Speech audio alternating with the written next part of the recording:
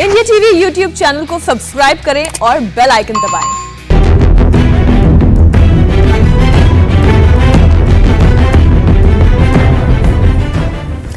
आज की बड़ी खबर, प्रधानमंत्री नरेंद्र मोदी आज दोपहर 3 बजे कश्मीर पर सर्वदलीय बैठक करेंगे और इससे पहले दिल्ली में जबरदस्त हलचल है।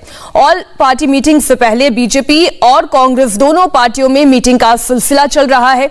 बीजेपी अध्यक्ष जेपी नड्डा थोड़ी देर में जम्मू कश्मीर के नेताओं के साथ मीटिंग करेंगे। जम्मू कश्मीर भवन से निर्मल सिंह और रविंद्र रैना बीजेपी हेडक्वार्टर के लिए निकल गए हैं। कांग्रेस नेता गुलाम नबी आजाद के घर सुबह 11 बजे मीटिंग होगी। इस बैठक में जम्मू कश्मीर कांग्रेस के नेता भी शामिल होंगे। इस वक्त हमारे सभी सहयोगी जुड़े हुए हैं, देवेंद्र पराशर, विजय लक्ष्मी और अजय कुमार हमारे साथ स्टूडियो से जुड़े हुए हैं। देवेंद्र, जम्मू कश्मीर को लेकर हर कोई ये कह रहा है कि प्रधानमंत्री नरेंद्र मोदी ने कश्मीर को लेकर एक खाका अपने दिमाग में तैयार कर लिया है और आज उसी की संभावनाओं को समझने के लिए, टटोलने के लिए ये ऑल पार्टी मीटिंग बुलाई गई है। सीधे सीधे कहें तो ऐसा नहीं है, क्योंकि ऐसा नहीं कि कोई नया खाका उन्होंने बनाया है। प्रधानमंत्री नरेंद्र मोदी का ऑलरेडी का जो खाका है, जो कि लाल किले की प्राचीर से भी उन्होंने बताया था कि किस प्रकार से जम्मू कश्मीर में चुनाव होंगे। दूसरी चीज़ की गृह मंत्री अमित शाह ने देश की संसद को ये बताया था कि जो यूटी का जो स्टेटस है ये कोई परमानेंट स्टेटस नहीं है। तो ऐसा नहीं है कि केंद्र सरकार की नीति में या रणनीति में जम्मू कश्मीर को लेकर कोई रातों रात अचानक परिवर्तन हुआ हो या कोई अचानक बदलाव हुआ हो। एब्रिगेशन ऑफ 370 आर्टिकल के बाद से जो एक कंटिन्यूअस प्रोसेस था, उसी प्रोसेस के तहत वहाँ काम हो रहा है। अगर बदलाव है तो जम्मू कश्मीर के वो दल जो कि ये कहते थे कि तिरंगा नहीं उठाएंगे जब तक धारा 370 की बहाली नहीं हो जाती, जो ये कहते थे कि चीन को हस्तक्षेप करना चाहिए, उन दलों के रुख में बदलाव है। उन्हें अब ये समझ में आने लगा है कि आप साथ आए या ना आए, जम्मू कश्मीर केंद्र सरकार की नीतियों के साथ है। जम्मू कश्मीर की जो आम जनता है वो उन विकास की जो नीतियां हैं उससे वो प्रभावित अगर हो रही है, लाभान्वित हो रही है, तो उसके साथ आगे बढ़ेगी। तो उन परिस्थितियों में उन दलों के रुख में आप बदलाव कह सकती हैं कि जो दल कहते थे कि तिरंगा नहीं उठाएंगे, आज उसी तिरंगे के नीचे वो बात करने के लिए तैयार हो गए हैं और बात होनी भी चाहिए, संवाद होना चाहिए। लेकिन विजय लक्ष्मी भी हमारे साथ जुड़ी हुई है, एक संवाद कांग्रेस पार्टी के भीतर भी चल रहा है। आपको इस मीटिंग से जुड़ी हुई क्या और खबरें मिल रही हैं, क्या सोर्सेस आपके बता रहे हैं?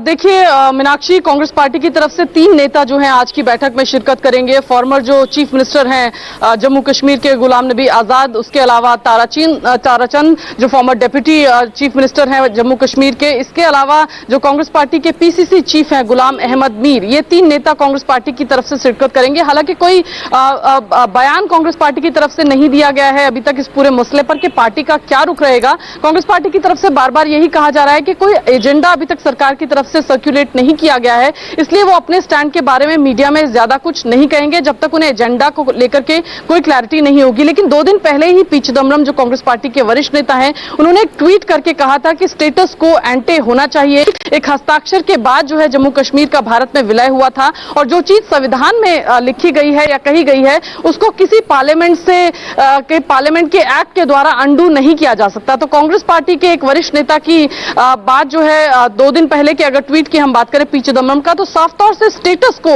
एंटे की डिमांड वो कर रहे हैं। हालांकि कांग्रेस पार्टी कह रही है कि जो रेजोल्यूशन उन्होंने पास किया था उस समय वही उनका ऑफिशियल स्टैंड है। जम्मू कश्मीर के जो धारा 370 वहां पर हटाई गई। तो आज की मीटिंग में कांग्रेस पार्टी क्या कहेगी, क्या उनका स्टैंड होगा? स्टेटहुड रिस्टोरेशन की बात जरूर कांग्रेस पार्टी करने वाली है। इस तरह की चीजें, इस तरह एक सवाल मैं आपसे पूछना चाहता हूं।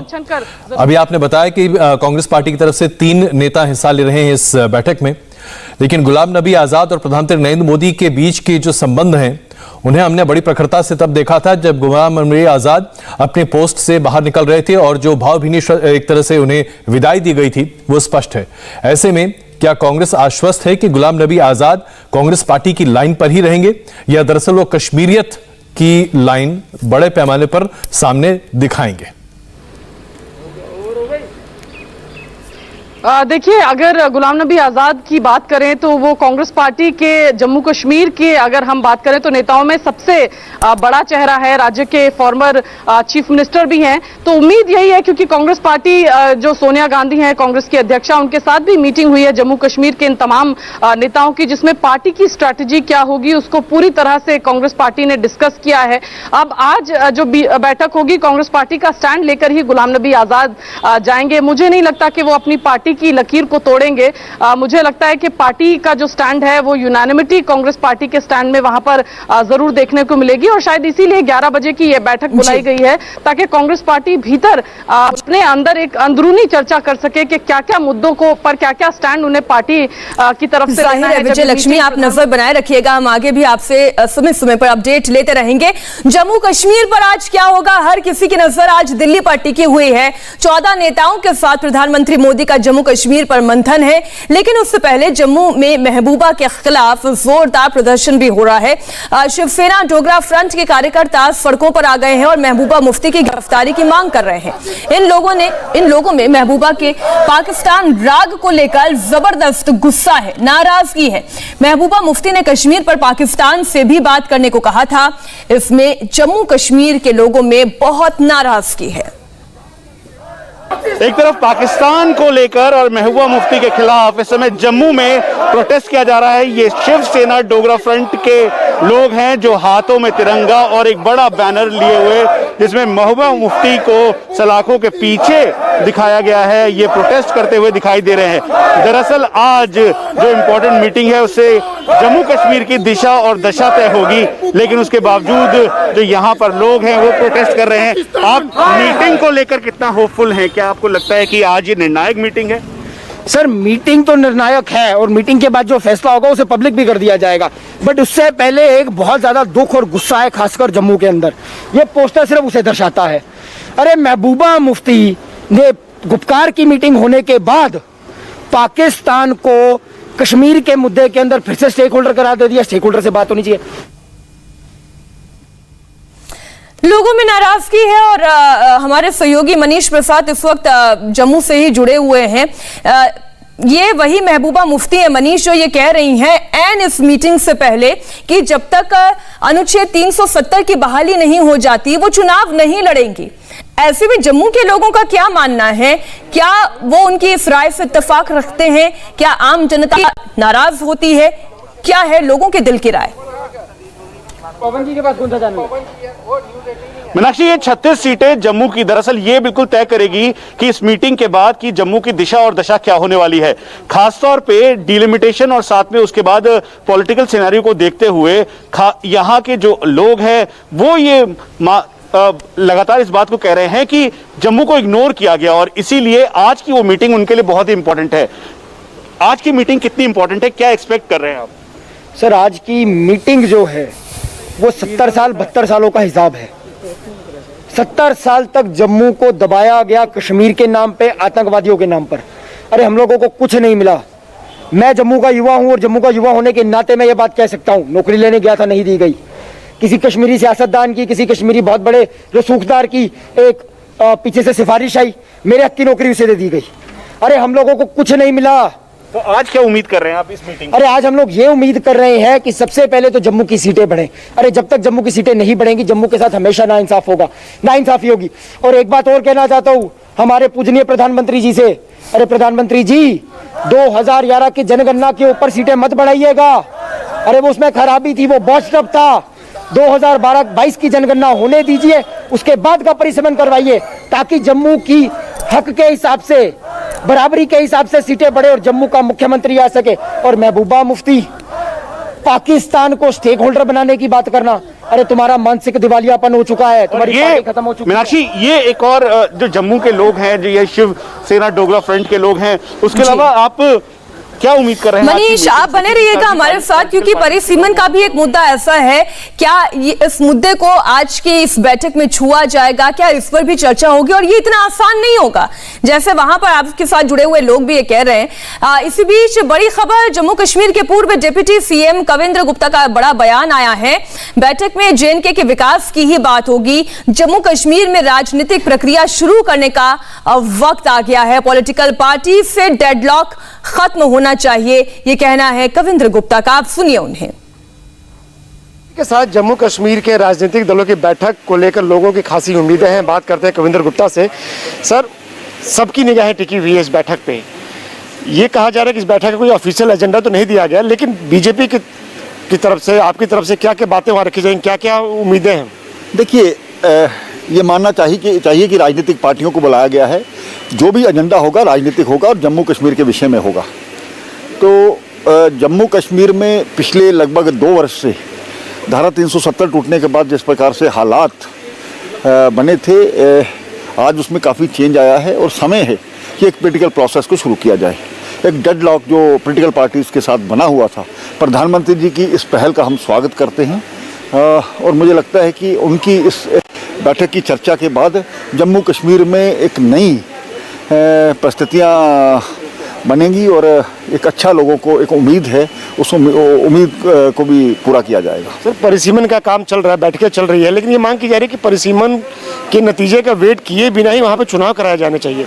देखिए, ऐसा नहीं होता। जम्मू के साथ बहुत भेदभाव हुआ है, इसमें कोई दो राय नहीं है, लेकिन हम अब चाहते हैं जो डिलिमिटेशन या परिसीमन हो उसमें जम्मू और कश्मीर दोनों के साथ इंसाफ हो। देश के प्रधानमंत्री बैठक बुला रहे हैं, उनके दिमाग में है कि जम्मू कश्मीर के लोगों का भला हो, पॉलिटिकल प्रोसेस वहाँ शुरू किया जाए, लेकिन महबूबा मुफ्ती को पाकिस्तान की याद दे रही है। वो कह रही है कि पाकिस्तान से बात करना चाहिए। देखिए, इस प्रकार की बातें ना तो उनका ये मुद्दा है, ये केंद्र सरकार का मुद्दा है, उन्होंने देखना है। मुझे लगता है कि इन बातें करने का कोई औचित्य नहीं। वो जितना पाकिस्तान की चिंता करनी है और जम्मू कश्मीर की चिंता करी होती तो शायद इसके रिजल्ट और अच्छे होते। तो एक सवाल और, जब भी कभी ऐसी बातचीत होती है, जम्मू कश्मीर के लोगों की भलाई के लिए कोई बातचीत होती है, तो पाकिस्तान हमेशा उसको डिरेल करने की कोशिश करता है, उसके लिए आतंकवादियों का इस्तेमाल करता है। कल भी हमने देखा कि एक पुलिस के सीआईडी को आतंकियों ने गोली बरसाई। ऐसा क्यों किया जाता है? देखिए, काफ़ी सुरक्षा वालों ने अच्छा काम किया है। पिछले लगभग 1-1.5 वर्ष में लगभग 650 मिलिटेंट्स को मार गिराया गया है। वो दिन दूर नहीं जब कश्मीर में फिर से अमन चैन, इक्का दुक्का घटनाएं होती हैं, लेकिन जो रोज़मर्रा की पत्थरबाजी बंद, वो सारी चीज़ों पर अब लगाम लगी। आज की इस बैठक में जिन 14 नेताओं को बुलाया गया है, उनमें जम्मू कश्मीर अपनी पार्टी के अध्यक्ष अल्ताफ बुखारी भी शामिल हैं। और किस एजेंडे के साथ आज वो इस मीटिंग में पहुंचने वाले हैं, किन मुद्दों पर वो बात करेंगे, आनंद प्रकाश पांडे ने बैठक से पहले अल्ताफ बुखारी से भी बात की। जम्मू कश्मीर अपनी पार्टी के अध्यक्ष अल्ताफ बुखारी हमारे साथ हैं। सर, बड़ी उम्मीदें हैं इस बैठक से। क्या इस बैठक का एजेंडा बताया गया आप लोगों की? क्या इस बैठक का एजेंडा रहने वाला है? सरकार की तरफ से क्या जानकारी दी गई है? देखिए, मुझे तो नहीं लगता है कोई एजेंडा फिक्स किया गया है। उम्मीदों का जहाँ तक ताल्लुक है, हाँ, बहुत उम्मीदें हैं, क्योंकि वज़ीर आज़म हिंद के पास जा रहे हो, तो जब कोई वज़ीर आज़म हिंद के पास जाए और अपनी मुल्क के वज़ीर आज़म के पास जाए, उस रियासत के नुमाइंदे जहाँ लोगों की तकलीफ़ें बहुत हैं, तो उम्मीदें तो काफ़ी होती हैं। आप क्या क्या उम्मीदें, क्या क्या मांग लेके जा रहे हैं? देखिए, हम तो समझते हैं कि बेसिक जो हमारे लोगों की उम्मीद है, हम कुछ भी कहें, 370 5 अगस्त 2019 को जिस तरीके से हटाया गया, शायद लोगों में अभी भी कहीं ना कहीं उसका दर्द है। स्टेटहुड की ज़रूर लोगों में दुख है कि जिस तरह से हमें डिग्रेड किया गया। मुझे उम्मीद है कि वो भी पूरी होगी। अब जब पूरी लीडरशिप, अब मैं बताऊं आपको, एक बड़ी अच्छी बात यह है कि जब हम मिले तो हम ये जो कल लोग हमारे साथ, सब बाकी हमारे साथी हैं, तो इनकी रिहाई के लिए भी, ये भी तो उसी डायलॉग के एक प्रोसेस से निकले ना। और ये बात की जा रही है, कई पॉलिटिकल पार्टीज कह रही है कि हम 370 की बात करेंगे, विशेष अधिकार जो है उसको वापस देने की बात करेंगे, और दोनों जो यूटीज बनाई गई उसको फिर से यूनिफिकेशन की हम बात। देखिए, मैं बताऊंगा, जब आप अपने घर के सबसे बड़े के पास आ रहे हैं, अपने मुल्क के सबसे बड़े नेता के पास आ रहे हैं, तो कहने को तो कुछ भी कोई भी कह सकता है। देखिए, मैं भी कहूँगा, हमारे लोगों के दिलों में वो कहीं ना कहीं खलिज है, लेकिन वो सुप्रीम कोर्ट में है। हम कोई वज़ीर आज़म से दरखास्त करेंगे साहब, अगर खुद नहीं कर सकते तो सुप्रीम कोर्ट को कहिए जल्दी उसका फैसला करें, ताकि इमोशनली कोई इनको लोगों को फिर धोखा ना दे दे। बीच में पाकिस्तान कैसे आ जाए? महबूबा मुफ्ती कह रहे हैं कि पाकिस्तान से भी बात करनी चाहिए। देखिए साहब, मुझे मालूम नहीं महबूबा जी क्या कहती हैं, वो उनका अपना नजरिया है। हम तो ये जानते हैं जो हमें मिलना है जम्मू कश्मीर के लोगों को, भारत से मिलना है, दिल्ली से मिलना है, दिल्ली की हुकूमत से मिलना है। बहुत ही क्लैरिटी के साथ इन्होंने अपनी बात कही। हमें रुकना होगा एक छोटे से ब्रेक के लिए। इधर एक और बड़ी खबर, मानहानि केस में कहां हुई राहुल गांधी की पेशी, बताएंगे आपको एक छोटे से ब्रेक के बाद। नमस्ते, मैं हूं मीनाक्षी जोशी। वीडियो और खबरों से अपडेट रहने के लिए India TV YouTube channel subscribe करें, बेल आइकन दबाना ना भूलें। जुड़े रहें इंडिया टीवी के साथ।